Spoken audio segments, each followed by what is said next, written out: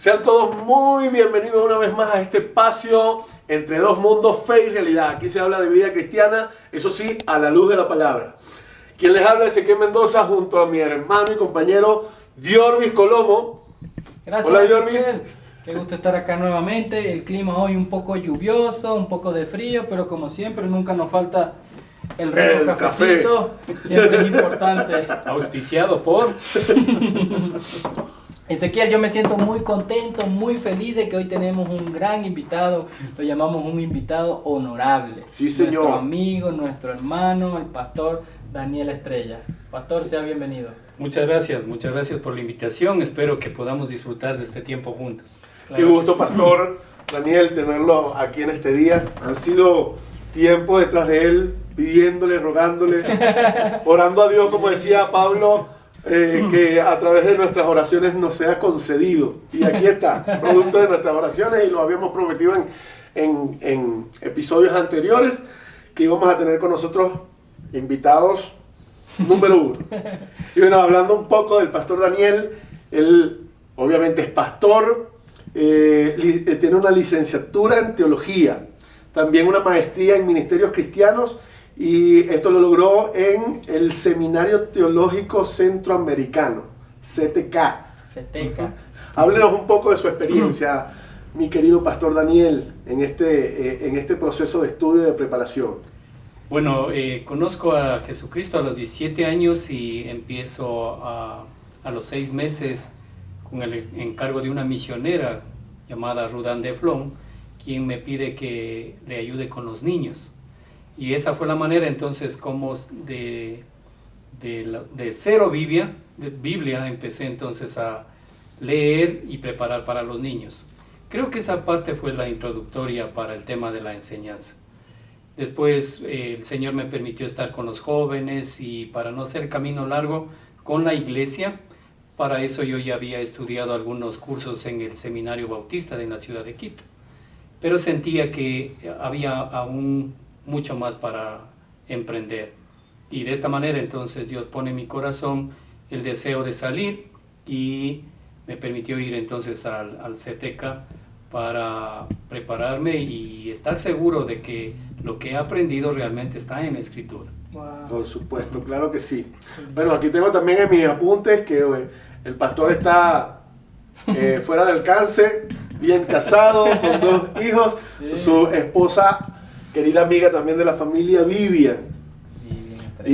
Aparte de esto, el pastor Daniel también es encargado acá en Ecuador de esta organización Global Action, ¿no? Tuvimos la experiencia de estudiar, de tener un excelente maestro y graduarnos. Gracias a Dios. Después de 9 meses. Después de 9 meses intensivos, ¿no? Sí. Y ha sido una gran bendición, de verdad que no tan solo nos permitió crecer en el conocimiento, sino también conocer aún más al pastor Daniel y dar testimonio de que es un hombre muy útil en el ministerio, en el área de la enseñanza, como un maestro. Pues todos mis respetos. Sé que Dios ha derramado este talentazo en él. Sí, y qué lindo conocer eso de usted, pastor. Perdonen que lo elogiemos tanto, porque nosotros de verdad admiramos la manera en que el Señor le ha usado y en la manera en que ha llegado a nuestras vidas, ¿no? Y es lo que queremos en este programa, siempre resaltar la palabra como principal autoridad y de que todos los consejos o los títulos de cada programa pueda esto estar 100% sea objetivo con respecto a la verdad Amén. Bíblica. Y el pastor es director nacional de Global Action, así que los que están en Ecuador y quieran ver Global Action tienen que hablar aquí con el director.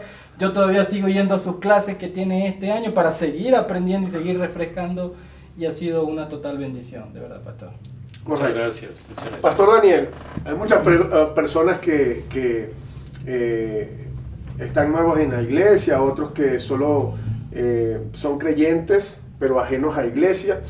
Y una de las incertidumbres, diría yo, de las mayores preguntas que ellos tienen es cómo aprendo a leer la Biblia, cómo interpreto la Biblia, o cuándo sé que la interpretación de la palabra de Dios es correcta. Y ese es el tema que hoy traemos a este programa para compartirlos con todos nuestros oyentes y creemos que Dios va a utilizar hoy también a nuestro hermano Daniel para aclarar muchísimas cosas en este punto que es tan importante, cómo interpretar la Biblia.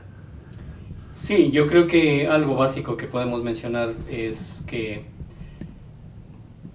de todos los tiempos que hemos pasado, hoy en día hay tanta herejía que es pertinente este tema. Wow, sorprendente. Es increíble cómo las personas usando entonces mala escritura, lo que procuran es o fama o fortuna o cualquier otra cosa que no sea el honrar a Dios. Entonces es pertinente el tema de la interpretación bíblica para asegurarnos que tanto lo que las personas nos dicen como lo que nosotros con la guía del Espíritu Santo podemos hacer en casa realmente es lo que Dios en los escritos originales quiso decir. Sí. Entonces, Pastor Daniel, ¿qué es la interpretación bíblica? Voy a usar conceptos bien básicos. Interpretación sería la primera palabra que queremos describirla y diríamos que la interpretación es la descripción de un evento o de algún documento o de cualquier otra circunstancia. Pero esto aplicado a la Biblia entonces sería la forma de describir el corazón de Dios y cómo Él entonces a través de un instrumento que le vamos a conocer como la revelación, Él dio a conocer su voluntad para nuestras vidas. La interpretación, por lo tanto, debe ser una ciencia, pero también es tomada como un arte. Como ciencia obviamente va a seguir métodos y procedimientos, pero como un arte tiene que ver entonces con la intuición, con la imaginación, que son parte también de los elementos para considerarlos en una correcta interpretación. Esto es de suma importancia, pero también me lleva a otra pregunta. Entonces, ¿cualquiera persona que aplique estos métodos puede interpretar la Biblia de una manera correcta? Sí, de hecho, la interpretación bíblica puede hacerlo incluso una persona que no es creyente, pero hay un aspecto entonces a considerar, aparte de la metodología, que puede hacerlo cualquier persona como ciencia. El elemento que va a diferenciar entonces entre un creyente y un no creyente es que el creyente va a poner énfasis en la dirección del Espíritu Santo. Realmente ninguna interpretación bíblica aislada de la dirección y el poder del Espíritu Santo va a ser una interpretación apropiada. Eso es importantísimo porque personas justamente que no tienen el Espíritu Santo pueden llegar a leer la Biblia y bueno, cuentos ahí para echar arriba como el millonario que tira $2 de personas que han comenzado a estudiar la Biblia y de alguna u otra manera dejando el Espíritu de lado han malinterpretado, aún con buenas aplicaciones, han malinterpretado y de ahí se han desprendido herejías y sectas que para nada tienen que ver con la verdad de la palabra. Exactamente. Podríamos decir, por ejemplo, que cuando una persona interpreta a nivel intelectual puede hacer excelente trabajo. Sin embargo, ese trabajo va a ser insuficiente porque es el mero esfuerzo humano. Y como creyentes debemos entonces ir mucho más allá de la intelectualidad. Hay personas que quizás a los tres nos llevan mucha ventaja en relación a el conocimiento científico de la Escritura. Pueden saber pasajes enteros de la Biblia, pueden saberse libros enteros de la Biblia porque tienen la capacidad de una memoria fotográfica, como suele conocerse. Pero de nada sirve este conocimiento si no ha sido bajo la dirección del Espíritu Santo. Y ahí es donde podría entrar realmente este pasaje bíblico, este versículo donde dice que el conocimiento envanece, realmente. Entonces, sí, no tenemos personas dirigidas por el Espíritu Santo, sino por su capacidad y terminan en envanecimiento, en el peor de los casos, ¿no? Pero qué bueno que estamos aquí y que el pastor Daniel está aquí para aclararnos mucho más acerca de esto. ¿Qué opinas tú, Yo creo que lo que dice usted acerca de la participación del Espíritu Santo es clave y fundamental, ¿no? Porque podemos como que dividirlo, una interpretación subjetiva, donde yo llevo todos esos pensamientos, donde yo llevo la crítica de la ciencia, de voy a descubrir sin tener la obra del Espíritu Santo, y una dirección objetiva en la que yo me acerco confiando que el Espíritu Santo con toda humildad me va a redarguir, me va a dirigir, me va a enseñar, como dice la misma palabra, puesto que cuando nosotros nos acercamos a la Escritura, como era en mi caso, era de una manera muy, muy sincera, pero a la vez con pocas herramientas que me permitían objetivamente sacar una conclusión válida. Entonces yo podía leer cualquier pasaje y cierto es que el Espíritu Santo nos habla a nosotros, pero también hay esa como que subjetividad, esos pensamientos que uno tiene o lo que uno realmente quiere buscar en el texto. Y yo digo, bueno, este texto dice esto, me conviene, y ya lo cito. Pero cuando utilizamos esa herramienta que vamos a ver el día de hoy, vemos todo lo contrario, vemos qué está pasando alrededor, y uno como que dice, lo dije, pero lo apliqué mal. Creo que hay 3 elementos cuando hablamos de interpretación importantes que hay que considerar, y lo voy a poner en la pizarra para que podamos entonces irlos captando ahí, ¿no? El primer elemento para una correcta interpretación es tener una buena observación.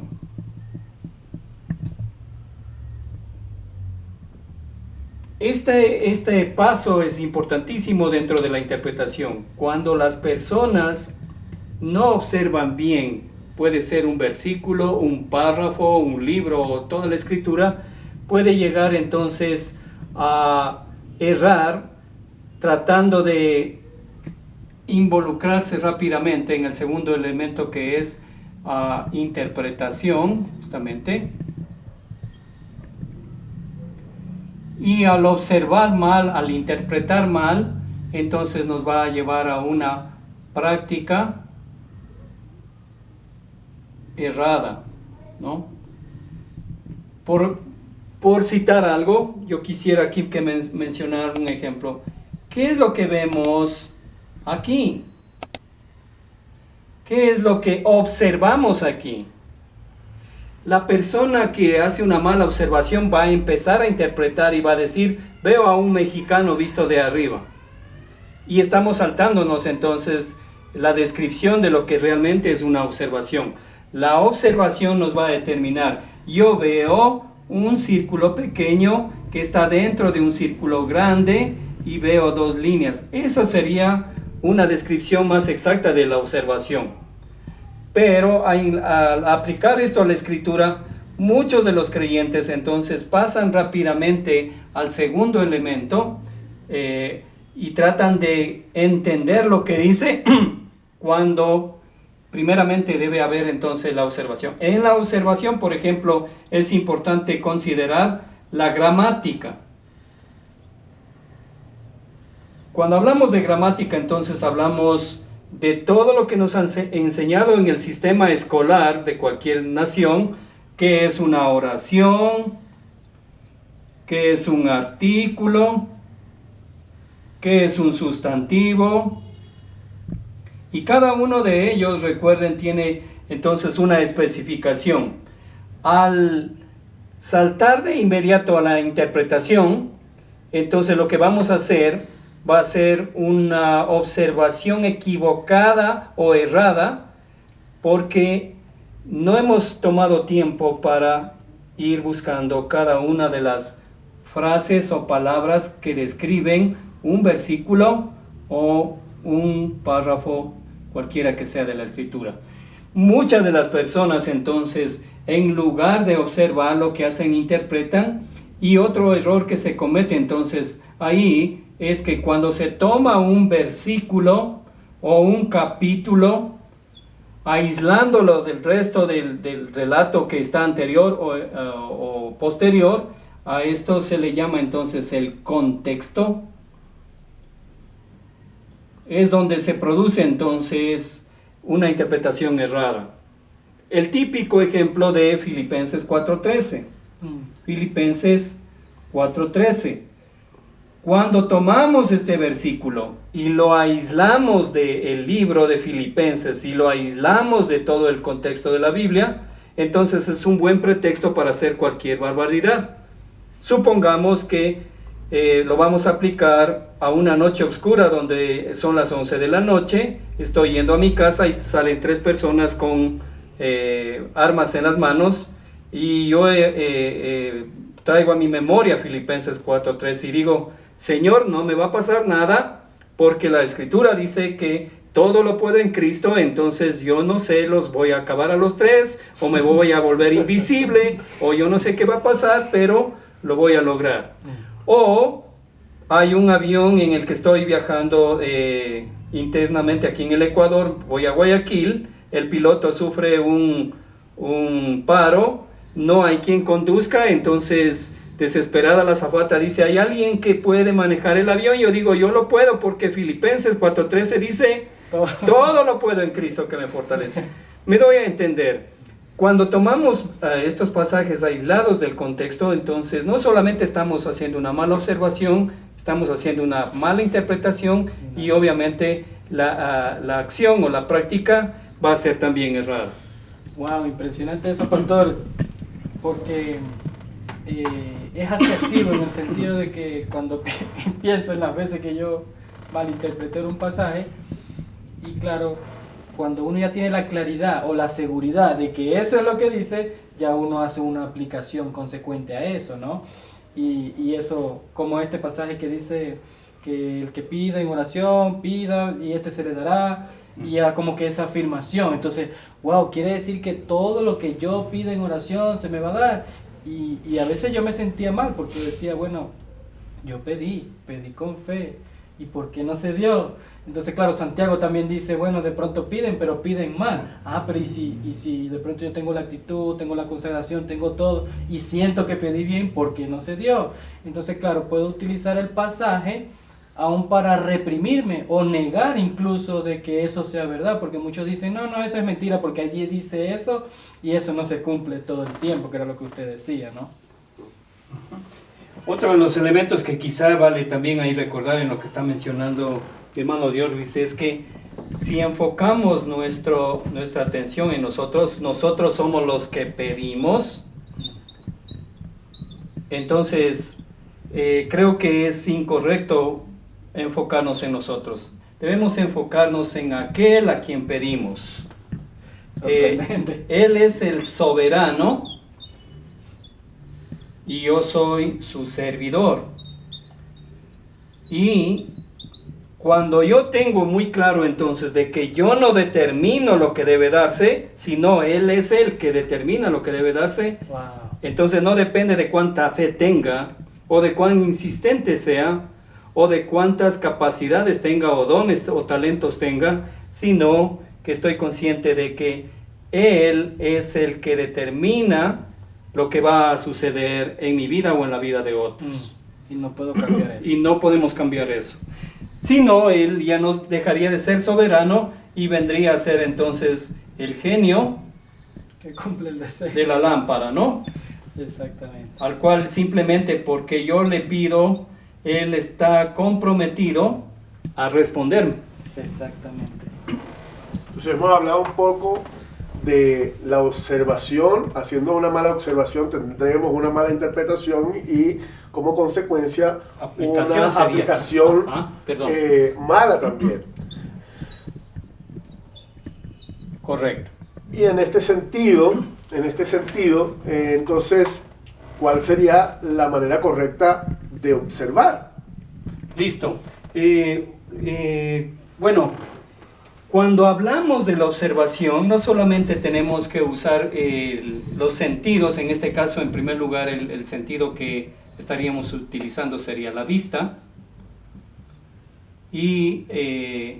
Pero el uso de la vista no es suficiente si no va acompañado entonces de la capacidad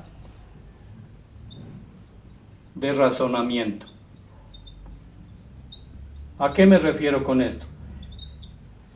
El ojo es un instrumento o es un miembro que lleva la información al sistema nervioso central. Es en el sistema nervioso central donde se produce una respuesta. Si el ojo no percibe la realidad, en el caso de la escritura, si mi ojo no me da la capacidad de tener un lugar claro, de tener un lenguaje claro, entonces la información que va a llegar a través de este órgano eferente o la vía eferente va a hacer que mi razonamiento sea también erróneo o equivocado. La observación no tiene que ver entonces solamente con este órgano de la vista, sino también lo que estamos diciendo, la capacidad de interpretar lo que yo estoy viendo o el razonamiento que va a elaborarse a partir de lo que veo. Creo que mencionamos este elemento, es importante, el de la gramática. No es lo mismo observar un documento que esté en un lenguaje para nosotros natal que observar un lenguaje que esté en un idioma extranjero. Y de nada me serviría entonces tener una buena observación si yo no entiendo el lenguaje en el cual está escrito el documento o la situación que estoy viviendo. ¿Qué es lo que suele suceder, por ejemplo, en un accidente? Vamos a decir que en la esquina o en un lugar donde hay 4 esquinas más bien, se produce un accidente. Este vehículo se pasa en luz roja y este tenía la luz verde y entonces se produce un accidente. Una persona que quiera hacer una correcta interpretación del evento tendrá que preguntar a individuos que estén ubicados aquí, acá, acá, acá, a los propios, las personas que intervinieron en el accidente, entonces podrá tener una correcta interpretación tomando en consideración las observaciones de distintos puntos de ubicación. Lo que querría decir en este caso, tener un panorama más amplio, completo de toda... Un escaneo completo, diríamos, ¿verdad? En la Biblia tenemos que tener un escaneo completo. ¿En qué sentido? Yo no voy a observar solamente el texto en el cual me interesa sacar una enseñanza no considero entonces el contexto en el cual fue escrito. Cuando hablamos de contexto, por ejemplo, debemos considerar varios aspectos.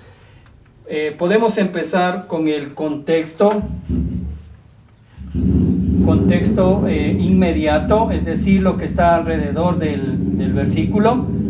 Luego podemos considerar el contexto del libro. Luego el contexto de otros libros similares.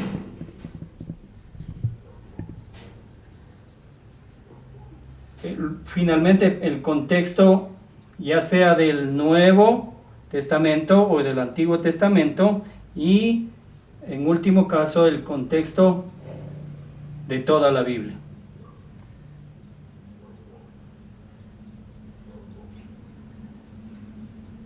Ignorar estos contextos entonces nos lleva a una falsa interpretación. Pero ¿qué pasa también, aparte de estos contextos, por favor?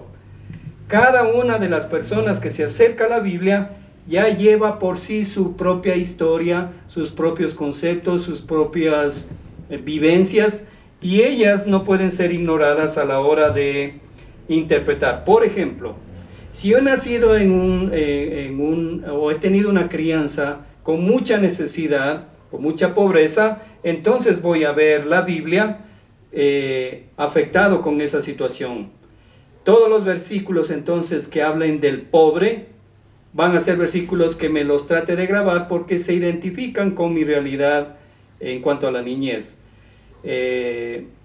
Pero si he sufrido violencia, entonces también cada vez que se hable sobre asesinatos o se hable sobre eventos de destrucción, también van a ser cosas que me afecten. El trasfondo, la historia mía, entonces va a influenciar también a la hora de observar y a la hora de interpretar. Por lo tanto, a la hora de la aplicación también va a ser evidente que haya una inferencia, digamos, ahí, ¿verdad? Wow, sorprendente, pastor. Yo recuerdo muy puntualmente cuando alguien me cuestionaba, claro, yo sin nada de base bíblica, del por qué yo comía el chancho o el cerdo o el cochino, como decimos allá en Venezuela, me dice, no, es que eso está prohibido, o estos alimentos también están prohibidos, y que claro, cuando se ve solamente una parte limitada, se observa limitadamente, como decía usted, yo puedo hacer una mala aplicación muy rápido, sin necesidad de leer tanto. Pero estos contextos que usted muestra ya le dan a uno una apertura para empezar a comprender, porque la Biblia es inerrante, y un texto no puede contradecir al otro, la Biblia no se contradice, no hay error en ella, y es importante por eso tener en cuenta estos contextos, y como usted también nos enseñaba en las clases, también el contexto socioeconómico, el político, cultural, el social, el cultural, que es muy lindo, y trae como beneficio, yo podría sumarle otro beneficio, y es el enriquecer, el conocer realmente lo que estaba pasando, no simplemente leer y leer, interpretar y aplicar bien, sino esa sensación, como dice usted, esa imaginación de ver lo que sufrieron ellos, los personajes, lo que gozaron cuando se gozaron, o lo que sentía, por ejemplo, Pablo, que escribió una carta y estaba en prisión, y uno puede tener hasta empatía con eso y sentir realmente lo que el Señor estaba transmitiendo en su palabra. Así es. El aspecto de el contexto, por ejemplo, contexto cultural. Recordemos que los tiempos de la Biblia no son similares a los de nosotros. Hay muchas costumbres, hay muchos ritos que eran muy propios de la cultura judía, o de la cultura hebrea, o de la cultura de los tiempos bíblicos, para darme a entender. Hay situaciones dentro de la cultura que no las podemos entender a menos que conozcamos la razón por la cual las personas hacían tal o cual cosa. Por ejemplo, un aspecto muy cultural, cuando se habla del pariente redentor, este personaje entonces era un individuo que rescataba generalmente a uno de sus parientes que había caído en desgracia por esclavitud o por cualquier otra situación. Y la forma como esta persona entonces estaba diciéndole a la comunidad, yo quiero hacerme responsable de mi pariente que está en desgracia, era sentar en la plaza a hombres ancianos, y si había otra persona mucho más cercana al que iba a ser redimido, entonces se sacaba la sandalia y se la daba a la persona que iba a ser el redentor del pariente en desgracia. Si esa persona recibía la sandalia, estaba indicando entonces que aceptaba ser el que va a redimir a este pariente. Pero si la rechazaba, la persona que había presentado la sandalia la recibía de vuelta, y él entonces pasaba a ser el pariente redentor. Todo esto en el contexto de ancianos, que eran las personas que certificaban que ese proceso se había llevado a cabo. Ahora, ¿por qué tocar todo ese aspecto? Porque entonces, cuando uno desconoce estos aspectos de la cultura, no entiende el asunto de entregar la sandalia y por qué lo hacían y cómo lo hacían. Otros aspectos culturales, por ejemplo, el aspecto de lavarse las manos, o el aspecto de la purificación, y todos esos antecedentes que se dan en el Antiguo Testamento. Uno de los libros que quizás voy a sugerir en este momento va a ser el Usos y Costumbres de los tiempos bíblicos. Esto, por ejemplo, nos va a ayudar a entender mucho de la cultura de los tiempos bíblicos. Este aspecto cultural entonces es importante, pero también es importante el contexto político. También es importante el contexto religioso. Es importante también entonces el contexto socioeconómico. Cada uno de estos aspectos a la hora de interpretar la Biblia no podemos dejarlos de lado, porque si no, entonces cerraríamos una vez más a la hora de interpretar.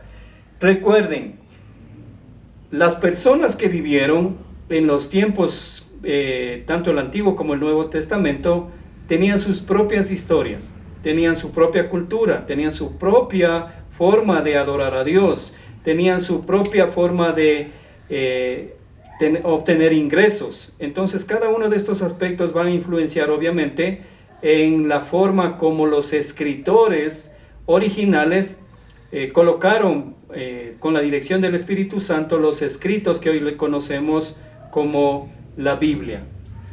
Pero pasamos aquí entonces a un segundo aspecto que tiene que ver con la Biblia, y en ese sentido entonces no puede haber interpretación bíblica si primeramente no hay una revelación, correcto. Revelación que en el ámbito de la teología entonces tiene dos aristas. La primera, la revelación general, y la otra, la revelación especial. En relación a la revelación general, vamos a decir que es la forma como Dios se dio a conocer básicamente a través de lo creado o a través de la naturaleza. Lo creado, ¿no es cierto? Entonces la Escritura va a decir que el hombre es inexcusable porque a través de todo lo que Dios ha creado, él podría entonces dar a conocer quién es Dios. Pero también está el aspecto moral de las personas. Casi todas las personas entonces tienen muy claro en sus mentes el asunto de el bien o lo bueno y lo malo. Esto en cuanto a la revelación general. En cuanto a la revelación especial, entonces se suele hablar de la revelación a través de la persona de Jesús. Dios ha hablado de muchas formas en otros tiempos, pero hoy nos ha hablado por medio de su Hijo. Él es la revelación especial.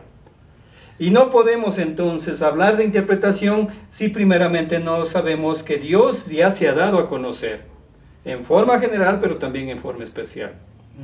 Nosotros mayormente entonces vemos a Jesús revelándose en los escritos que le conocemos como el Nuevo Testamento. No sé si hay preguntas ahí, por favor. O sea, pastor, entonces yo cojo la Biblia, abro la Biblia y digo, Judas se ahorcó. Entonces no sería correctamente yo hacerlo de esa manera, sino comprender todo lo que usted ha dicho acerca del contexto, de qué está pasando, por qué pasó eso, de qué sucedió, entendiendo que Jesús habla en el Nuevo Testamento, es la revelación especial de nuestro Dios, y que mi mirada debe estar enfocada a eso, ¿no? También, pastor, sería bueno conocer qué preguntas hago yo, porque de pronto yo digo, hoy voy a leer el Salmo 50, ya yo conozco el contexto, conozco quién lo escribió, Perfecto. cuándo lo escribió, todo eso. ¿Cómo hago yo de pronto para que mi aplicación sea constante? ¿Debo hacer yo preguntas? ¿Debo tener ya el hábito anterior de leer? ¿O qué recomendación pudiera dar en ese caso? Listo, yo creo que dentro de mis apuntes tengo algunas sugerencias que nos pueden ayudar al respecto de eso, ¿verdad? Podemos hacerle varias preguntas al texto, y voy a tratar de ubicarlas aquí para que todos los vayamos conociendo.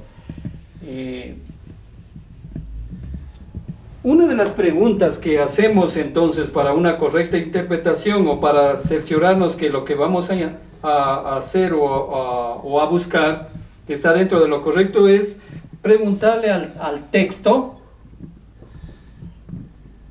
¿quién? ¿En qué sentido quién? Diríamos, ¿quién es el que está hablando, no? ¿Quién está hablando en el pasaje cualquiera que sea que estamos nosotros investigando? Esa sería la primera pregunta. ¿Quién está hablando? Luego sería entonces, ¿qué o cuál es el tema que se está tratando? ¿Qué o cuál es el tema que se está tratando?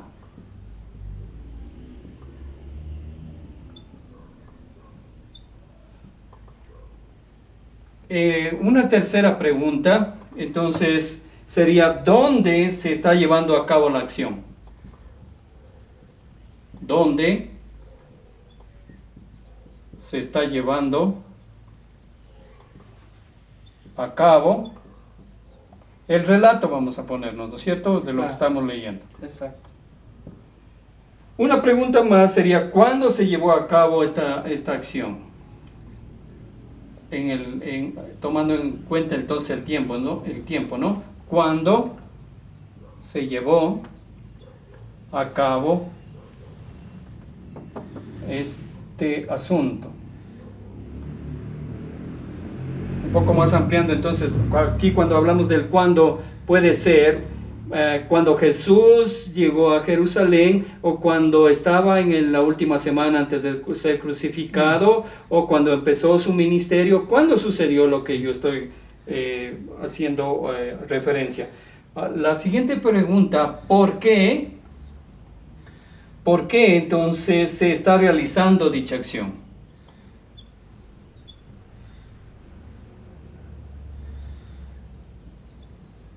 Este por qué nos va a orientar entonces al sentido que le da el relato.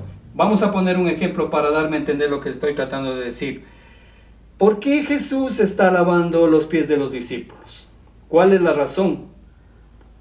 Todas las actividades que Jesús mostró a sus discípulos no eran solamente por llenar un día de actividad. ¿Por qué Él está lavando a los discípulos? ¿Cuál es la enseñanza que trae atrás de esta acción? Y entonces nosotros debemos hacerle a cada parte de la Biblia, cuando la leamos, esta palabra también. ¿Por qué es que está describiendo esto? ¿Cuál es el mensaje que no es tan visible? Y tengo que descubrirlo, ¿no? ¿Por qué? Y finalmente, ¿cómo están respondiendo las personas involucradas? ¿Cómo responden las personas? Bueno, el texto está ahí, el evento está ahí, la circunstancia está ahí. ¿Cómo respondieron las personas? En el caso de los fariseos, Jesús muchas veces les confrontó. ¿Cómo reaccionaron ellos? La Escritura va a decir, ¿verdad? Y se enfurecieron. Y querían matarle. ¿No es cierto? Esto entonces es el cómo. Ahora, ese cómo también tiene aplicación para mí. Sí. Veo el pasaje de los fariseos y tengo que preguntarme, ¿cómo me afecta a mí eso? Wow. Quizás tengo una conducta de fariseo. Quizás mis acciones no están denotando que soy un creyente verdadero y tengo una apariencia como la de los fariseos. Entonces, implica mucho, ¿verdad? Implica bastante. Pastor Daniel, una pregunta ya para ir terminando. Estábamos hablando hace poquito de que no podemos hablar de interpretación sin hablar de revelación. En este caso, nosotros como cristianos, se nos puede decir protestante, evangélico, como guste, somos cristianos de Cristo, seguidores de Cristo, pero para nosotros siempre hablamos de la sola Escritura, de la inerrancia, de la infalibilidad de la Escritura. Pero a la iglesia tradicional, por ejemplo, la iglesia católica dice que, por ejemplo, la tradición y el magisterio tienen el mismo peso o la misma fuerza en cuanto a esta revelación de que es la palabra de Dios que nosotros tenemos como única fuente de autoridad para saber lo que Dios quiere que nosotros hagamos, cómo nos conduzcamos y lo que Él ha querido a través de su palabra que nosotros conozcamos a través de Él. Y justamente decíamos que por la mala interpretación de estas personas que fueron iluminadas, lo llega a decir aún el apóstol Pedro hablando de Pablo, que por su manera sofisticada o con un nivel académico mayor, muchos incultos llegaban a malinterpretar su mensaje. Entonces, sabiendo que esto nos diferencia, muchos estarán preguntando, pero entonces, ¿quién tiene la razón? Okay. Buena pregunta, y la respuesta realmente es muy sencilla, ¿no? Cuando necesitamos evaluar lo que pasa en el concepto de la gente y lo que la Escritura dice, entonces la misma Escritura siempre va a dar la respuesta. Creo que ustedes van a reconocer fácilmente este pasaje.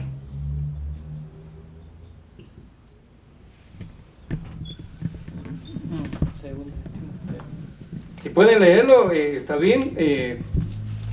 ¿Sí? Creo que la mayoría lo conocen. Dice, toda la Escritura es inspirada por Dios y es útil para enseñar, para redarguir, para corregir, para instruir en justicia. Y el 17, a fin de que el hombre de Dios sea enteramente preparado para toda buena obra. ¿Qué es lo que está tratando de decir este pasaje en relación a la interrogante que se planteó? ¿Qué es más importante entonces? ¿Lo que dice la tradición? ¿Lo que dice un cuerpo colegiado? Llámese entonces un sínodo o un conjunto de autoridades religiosas, a esto me refiero aquí al cuerpo colegiado, o lo que dice la Escritura. Cuando nosotros colocamos a la Escritura,